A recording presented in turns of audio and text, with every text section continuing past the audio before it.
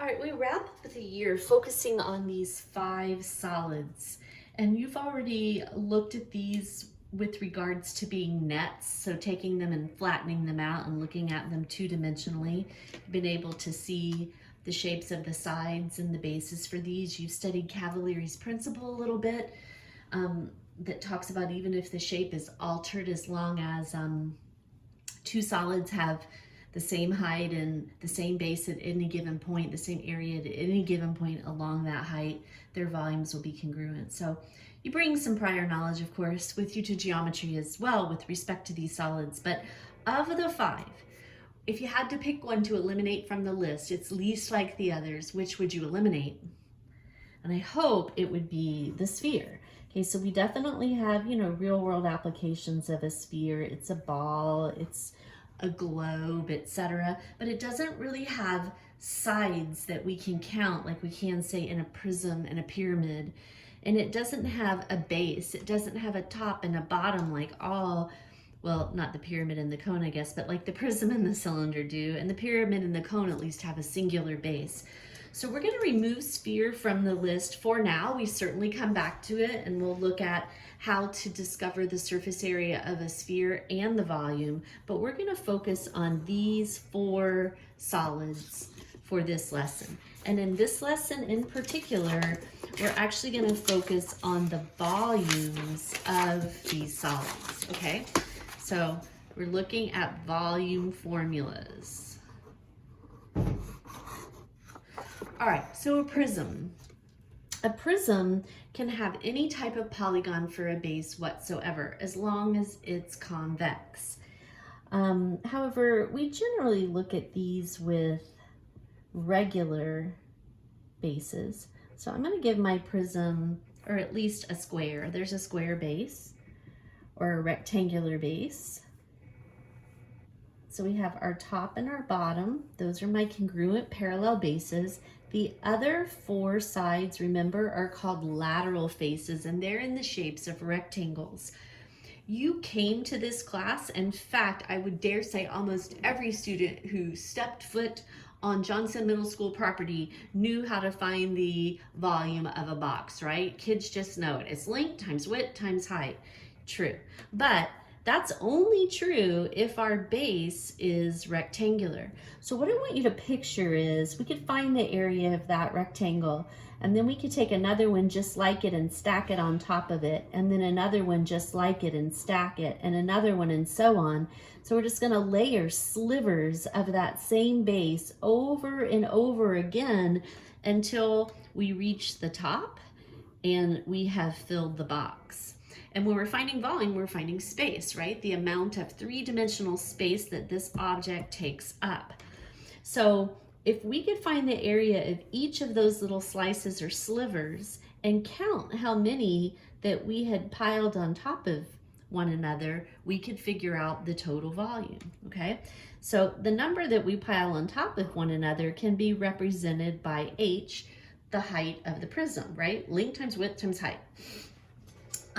But we want to be a little more open-ended in geometry because this base can be anything. But in order to find the volume of a prism, whatever the base happens to be, find the area of that base. That's the area of one sliver, and then multiply that times the height of the prism, and that would be the number of slivers that it takes to pile and stack until you have filled in this 3-dimensional space. So the big B stands for the area of a base. And remember, the bases are the 2 parallel congruent sides. We call them the tops and the bottoms, but it doesn't have to be sitting on the base. I could turn this over on one of its sides. And H is the height of the prism. Okay, now back to our list. So we've taken care of the prism. Now we have 3 remaining. Of the 3, again, if you had to eliminate one from the list as being least like the others, which one would you eliminate? So I'm trying now to connect the remaining shapes to the prism that I've already done. So of these 3, the one that's least like a prism is a cone. I'm going to hold that one for last. Let's just go ahead and go on to the pyramid. You might be asking, how's a pyramid like a prism? So let's do the pyramid right over here. Now, once again, this pyramid can have any shape, base at all, but let me give it the same base I just gave our prism, since I'm saying they're kind of like one another. The difference is with the pyramid, we take that and when we stack it to form our three-dimensional shape, we go slightly smaller, the next layer is slightly smaller, the next layer is slightly smaller than that, slightly smaller than that, and so on. And we just stack those up on top of each other until we reach an apex or a top point. It's called the vertex. And the vertex of the pyramid is just that single point that those rectangular regions kind of whittle themselves down to. So I think we can agree that these would have to have different volume formulas, even though they're kind of similar. They both have a base that we pile on top of one another. So what I want to do is I want to use something, a model, and I would have done this if we'd been together in class, where I relate my prism and my pyramid. So let's take this off for just a minute. I need a towel.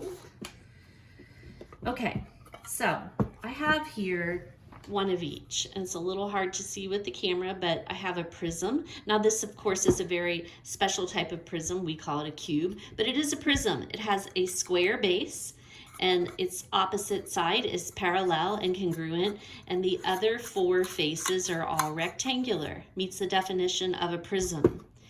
This is a pyramid. It has a polygon for a base, a square base, and its remaining sides that meet at the vertex are triangular. In a pyramid, these lateral faces are always triangles. Now, these are called related solids because the pyramid has the same height as the prism and it's a perfect fit. The shape at the base is exactly the same as that of the prism. So I think we can agree that the cube, this prism, would hold more than this pyramid would. Let's do this and slip the pyramid in there so that you can see that. So if you had to guess, can we agree that the pyramid holds a fraction of what the whole entire cube does? So if you had to guess, I mean right now, I want you to guess, maybe even write it down on a piece of paper. What fraction of that pyramid do you think the cube is occupying at the moment? And then what I'm going to do is I'm going to use water to test your theory. So did you say it's half? It's a third? It's a fourth? It's a fifth? What is it? What fraction is it? Is it 2/3? All right, so I have a container of water and I'm just going to use it to fill the pyramid. All right, so I'm sorry, the cube. So here comes my first pyramid. And I pour it into the cube. And I see that, I don't know if you can tell, it's a little hard to tell. In fact, it's impossible to tell with the camera angle. Here, I'll move it for just a minute. So you can see roughly what fraction of that has been filled, okay? All right, let's do that again. I clearly need another one. So do you think 2 will get the job done based on what you could just see? All right, I don't know if you can tell, but I definitely have some space left. So 2 pyramids did not fill the cube. What do you think a third will do?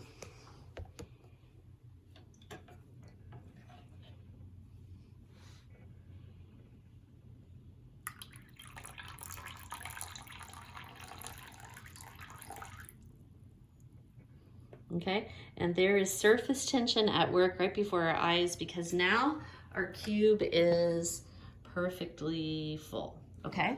All right, so keep that in mind. It took 3 of the pyramids to fill the cube.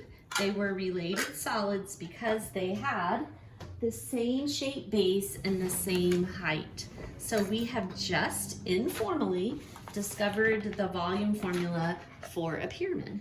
And a pyramid, you can find the area of its base, multiply times the height. And by the way, the height of the pyramid is inside the pyramid. It comes from the vertex straight down and it is perpendicular to this base.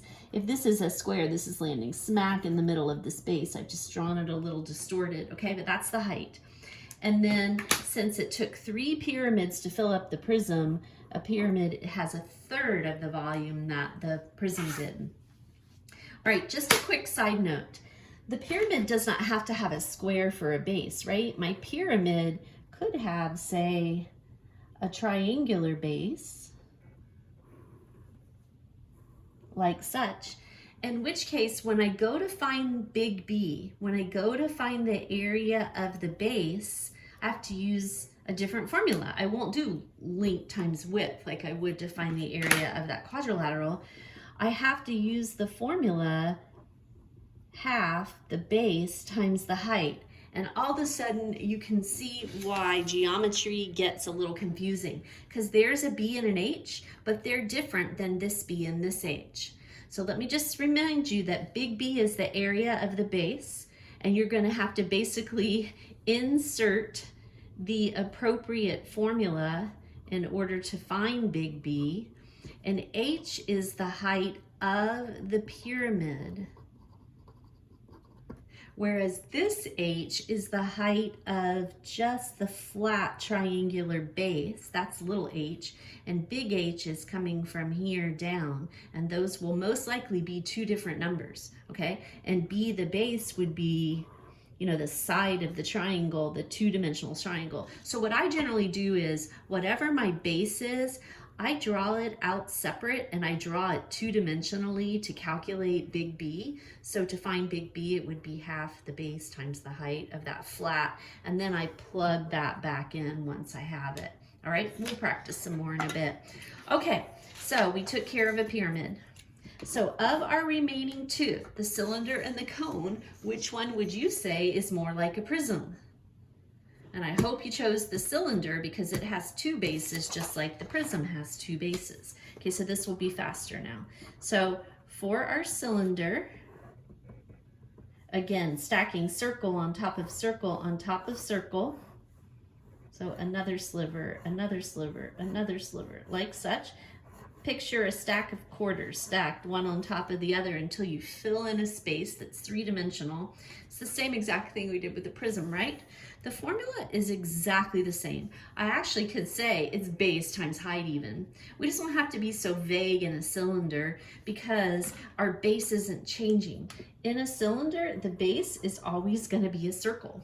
And how do we find the area of that? We use pi r squared. So it's big B, which is pi r squared, times the height of our cylinder, okay?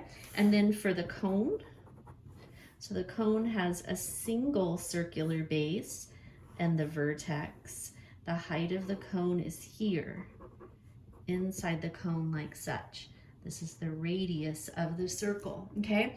I could pour the water for you. In fact, I even have the cone and the cylinder. I have their related solids, but I think you can see that the surprise has already been spoiled, that it would take exactly 3 cones, just like it did with my pyramid and prism, in order to fill the cylinder.